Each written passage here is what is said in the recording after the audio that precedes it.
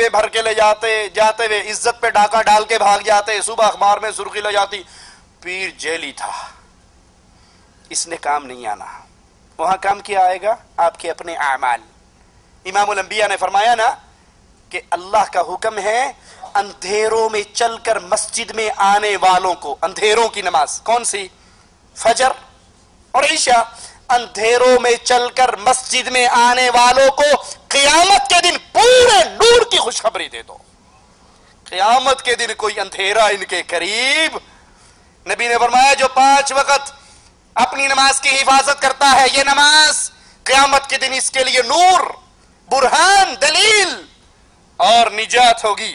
اور جس نے نماز کی حفاظت نہ کی، کبھی شعیب اختر کی بولنگ پہ نماز چھوڑ دی، کبھی شاہد افریدی کی بیٹنگ پہ نماز چھوڑ دی، کبھی کرکٹ میچ پہ، کبھی ڈرامے پہ، کبھی فلموں پہ، کبھی ٹیلی فون پہ گپے مارتے ہوئے، جی ٹھیک ہے نماز تے ہو رہی لیکن پاکستان تو کال آئی سی، یہ نماز تک مر جائے گا دوبارہ نہیں کر سکتا، سلام پھیرنے کے بعد پھر اس سے بات کر لینا، نماز ہو رہی ہے اور یہ مسجد کے دروازے پہ کھڑا ہوا ٹیلی فون پہ گپے مار رہا ہے۔ لا حول ولا قوت الا باللہ۔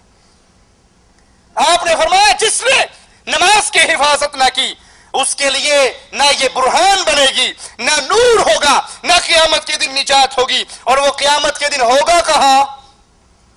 نماز کا تارک ہوگا کہاں؟ کون فرما رہا ہے؟ امام الانبیاء۔ مولوی صاحب کا فتویٰ نہیں، شاہ صاحب کی بات نہیں، پیر صاحب کی گال نہیں، یہ ان کی بات ہے جن کی زبان مبارک شریعت کی بات اس وقت بتایا کرتی تھی جب آسمان والا حکم دیا کرتا تھا۔ وما ينطق عن الهوى ان هو الا وحی یوحى۔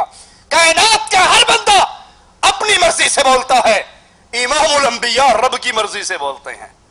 اور وہ فرما رہے ہیں نماز کا تارک، نماز کو چھوڑنے والا، 5 وقت کی نماز کی حفاظت نہ کرنے والا، قیامت کے دن قارون کے ساتھ، حامان کے ساتھ، فرعون کے ساتھ، ابی بن خلف کے ساتھ ہوگا۔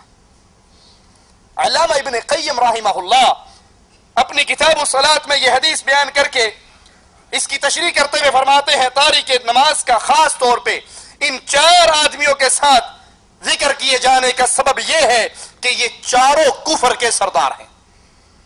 فرعون، حامان، قارون، ابی بن خلف، یہ چاروں کفر کے سردار ہیں، اور جو نماز کا تارک ہے قیامت کے دن وہ ان کے ساتھ اٹھایا جائے گا۔ یہ واضح اشارہ ہے کہ اگر تاریک نماز کیوں نماز چھوڑ رہا ہے؟ مال کی وجہ سے۔ اور جی نماز تے وہ غریب لوگ پڑھ دینے، ساڈا تے ماشاءاللہ چنگا بڑا کاروبار ہے، اللہ دا بڑا رحم ساڈے تے، نماز غریب پڑھتے ہیں، ہم کیوں نہیں پڑھتے؟ اللہ دا بڑا کرم ہے۔ کوئی مشہور واقعہ ہے، ایک شخص عمرہ کرنے کے لیے آیا تو شیخ محسنی مکہ کے بہت بڑے قاری ہیں اور بہت روتے ہیں اللہ کے سامنے، اس کے پیچھے اس نے نماز پڑھی۔ اب وہ شیخ محسنی خوب رو رہے تھے، اللہ کو یاد کر کے، قرآن کی آیات پڑھ کے، وہ بھی پیچھے کھڑا روتا رہا۔ جب وہ نماز پڑھ کے مسجد سے باہر نکلا تو بڑی بڑے ہوٹل، بڑی بڑی بلڈنگیں، ان پہ لکھا ہوا مجموعہ محسنی کہ یہ محسنی کی بلڈنگ ہے۔ تو کہنے لگا یہ اسی امام صاحب کی بلڈنگ ہے جنہوں نے نماز پڑھائی تھی؟ کہا ہاں اسی کی بلڈنگ ہے۔ کہا پکی بات ہے؟ کہا پکی بات ہے۔ کہا پھر انہاں کیوں روندا سی؟ ایڈی وڈی بلڈنگ تے ہے تے ہور انہیں رب کول کی لینا ہے؟ مال کی وجہ سے نماز کو ترک کرنے والے، نماز اس کے درمیان اس کا مال حائل ہے۔ اگر مسجد میں چلا گیا، میں اتنا بڑا آدمی، مجھے ایک غریب کے ساتھ کھڑا ہونا پڑے گا، میری شان چھوٹی ہو جائے گی۔ اگر وہ مال کی وجہ سے نماز کو ترک کرتا ہے تو قیامت کے دن وہ قارون کے ساتھ اٹھایا جائے گا، اور اگر بادشاہی کی وجہ سے، حکمرانی کی وجہ سے وہ نماز کو ترک کرتا ہے تو فرعون کے ساتھ اٹھایا جائے گا۔ سرکاری ڈیوٹی کے بہانے، جی مولوی صاحب تانوں کی پتا، تانوں کی پتا، سویرے نکلنے 9 بجے دکان کھولنے ہیں، راتی 9 بجے واپس آنے تے آ کے ٹوٹ پہننے ہیں، ڈگ جانے ہیں۔ اے ویکھو بچیاں دا ٹھڈ پالنا بھی تے عبادت ہے نا۔ جے نماز نہیں پڑھی تے خیر صلاح، بچیاں دا ٹھڈ تے حلال رزق کمانا بھی عبادت ہے۔ تسی اے عبادت کر لی، میں اے عبادت کر لی، تہاڈی جیب خالی رہی، میری جیب بھر گئی۔ جو اس لیے نماز کا تارک ہے کہ سرکاری ڈیوٹی، اس کو اپنے آفس میں جانا ہے، ڈیوٹی پہ جانا ہے، دکان کھولنی ہے، ایسے شخص کا شمار قیامت کے دن حامان کے ساتھ جو اپنی مملکت کا وزیر تھا اس کے ساتھ ہوگا، اور اگر کوئی تجارتی مجبوریوں کی وجہ سے نماز چھوڑتا ہے اس کا شمار عرب کے تاجر ابی بن خلف کے ساتھ ہوگا۔ نماز کا تارک قیامت کے دن شفاعت سے محروم رہے گا۔ قرآن حکیم کی ان آیات پہ غور کیجئے، فی جنات یتساءلون عن المجرمین، جنتی مجرموں سے سوال کریں گے، جنتی جہنمیوں سے سوال کریں گے، ما سلککم فی سقر، اس جہنم کی وادی میں تم کیوں آئے، تمہارا شمار اہل نار میں کیوں ہوا؟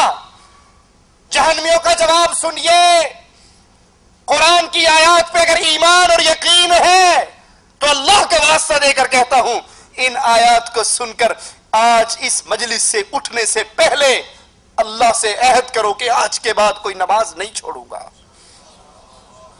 ما سلککم فی سقر، جہنم میں کیوں آئے؟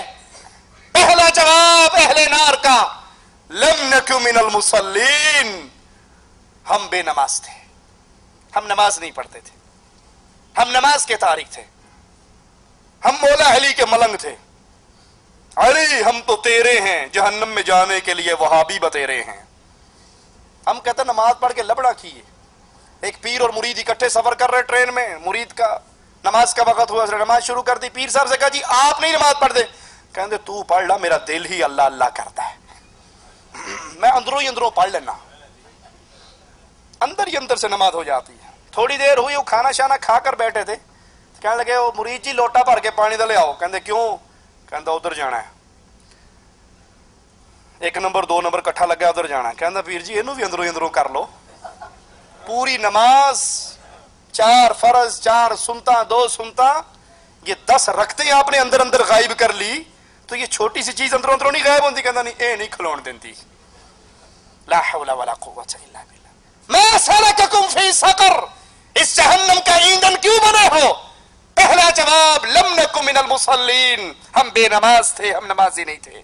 اور وَكُنَّا نَخُوضُ مَعَ الْخَائِضِينَ، ہم مذاق کرنے والوں کے ساتھ، فضول گو کے ساتھ، گپے ہانکنے والوں کے ساتھ ہم بھی گپے ہانکا کرتے تھے۔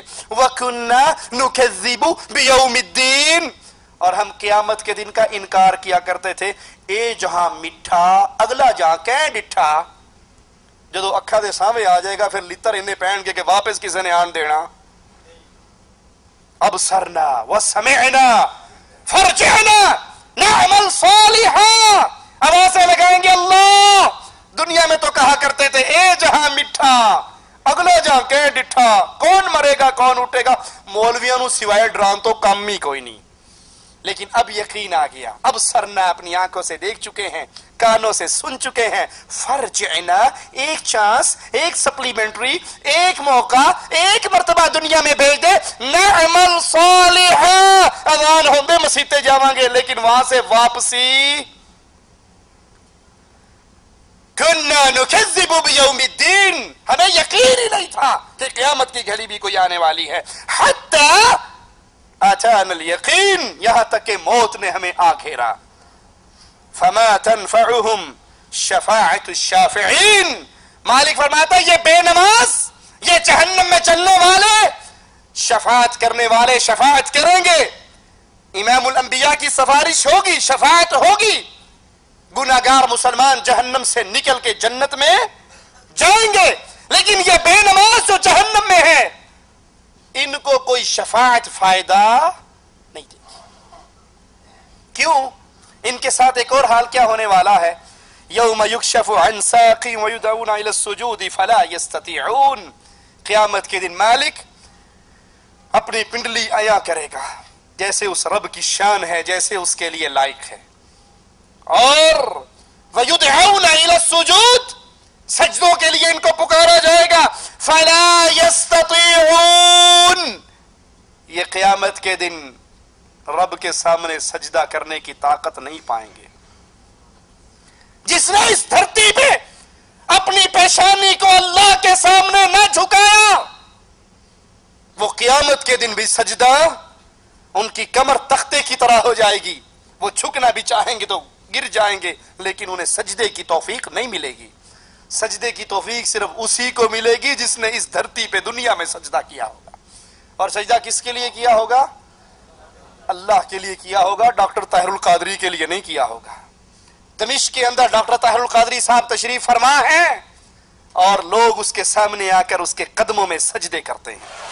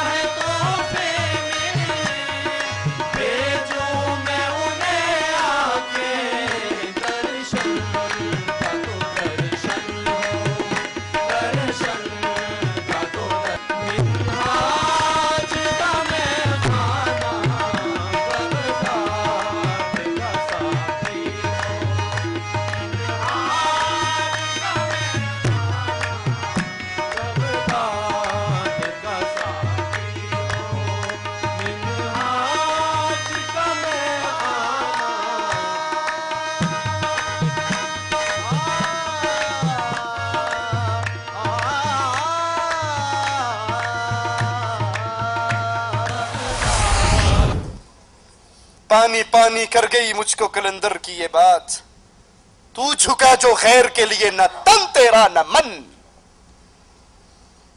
اللہ کے لیے کیا جانے والا ایک سجدہ کائنات کی ہر دھرتی سے، ہر درگاہ سے، ہر دربار سے انسان کو بے نیاز کر دیتا ہے. اور جو رب کے سامنے جھک کر لذت نہیں لیتا وہ کبھی پتھروں پہ گرتا ہے، کبھی قبروں پہ گرتا ہے، کبھی درختوں پہ گرتا ہے، کبھی پیروں پہ گرتا ہے. جنہوں نے اس دنیا میں اللہ کے لیے سجدے کیے، نمازیں پڑھی، وہ قیامت کے دن سجدے کریں گے. اور جنہوں نے اس دنیا میں خالص اللہ کے لیے سجدے نہ کیے وہ قیامت کے دن سجدے نہ کر سکیں گے. ان کی کیفیت کیا ہوگی؟ خاشعۃ ابصارهم ترهقهم ذلہ وقد كانوا يدعون الى السجود وهم سالمون. آنکھیں جھکی ہوں گی، ان پر ذلت طاری ہوگی، حالانکہ انہیں ایک وقت ایسا تھا جب ان کے دل و دماغ سلامت تھے، ان کے لیے نماز کے لیے آوازیں پڑھتے تھے، نماز کے لیے بلایا جاتا تھا، لیکن یہ اس وقت نماز ادا نہیں کرتے تھے. تو مالک کا فرمان سنیے، فَذَرْنِي وَمَنْ يُكَذِّبُ بِهَذَا الْحَدِيثِ. اے نبی پھر مجھے اور جو میرے اس کلام کو جھٹلاتے ہیں ان کو چھوڑ دیجئے. ان کے ساتھ اللہ سلوک کیا کرنے والا ہے؟ سَنَسْتَدْرِجُهُمْ مِنْ حَيْثُ لَا يَعْلَمُونَ. ہم ان پر درجہ بدرجہ عذاب کو مسلط کریں گے کہ انہیں اس کی خبر بھی نہ ہوگی. وَأُمْلِي لَهُمْ إِنَّ كَيْدِي مَتِينٌ. اور میں انہیں مہلت دے رہا ہوں. آج مہلت ہے، نماز پڑھیے نہ پڑھیے آپ کے لیے مہلت ہے. مسجد میں اللہ کے لیے سجدہ کریں یا پیروں کے قدموں پہ سجدہ کریں، قبر پہ سجدہ کریں یا علم پہ سجدہ کریں، گھوڑے کے سامنے جھکے یا دلدل کے سامنے جھکے، آپ کو مہلت ہے، اجازت ہے، اختیار ہے. لیکن ایک گھڑی وہ آنے والی ہے جب آپ کے سارے اختیار مالک چھین لے گا. اس دن سجدوں کے لیے آواز پڑے گی، وہی سجدہ کر سکے گا جس نے اس دھرتی پہ نہ قبر پہ سجدہ کیا، نہ درخت پہ سجدہ کیا، نہ پیر کے لیے سجدہ کیا، نہ باپے کے لیے سجدہ کیا. اس کی پیشانی جب بھی جھکتی تھی تو اللہ کے لیے جھکتی تھی. تاریخ میں آتا ہے، آخری بات کہہ کے